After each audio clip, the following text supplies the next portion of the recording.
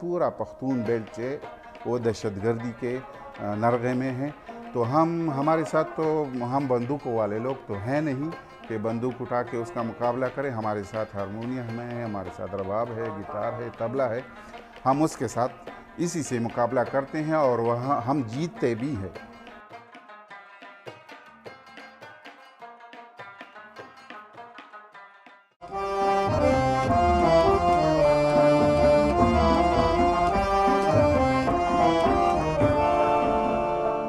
हुजरे हुआ करते थे हमारे इलाकों में, सारे पख्तूनख्वा में।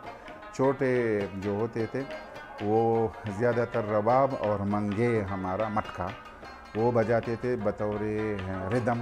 तो ये जो महल्ले महल्ले के बड़े एल्डर्स हुआ करते थे, बूढ़े हुआ करते थे, वो हुजरे में बैठकर एंजॉय करते थे। म्यूज़िक पे हम सबसे ज़्यादा तवज्जो इसलिए देते हैं कि ये ज़रा हमारे पख्तून माशरे में इसको अच्छी नज़रों से नहीं देखा जाता, तो हम इस पे ज़्यादा फोकस करते हैं। हम एग्ज़िबिशन करते हैं, म्यूज़िक प्रोग्राम्स करते हैं, मुशायरे करते हैं और इसके अलावा हम डिबेट मुनक़िद करते हैं। शागिर्द मेरे मेल भी है, फ़ीमेल भी है।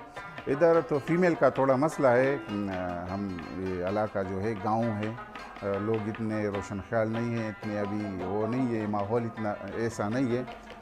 मेल आते हैं, फ़ीमेल को मैं ऑनलाइन सिखाता हूँ।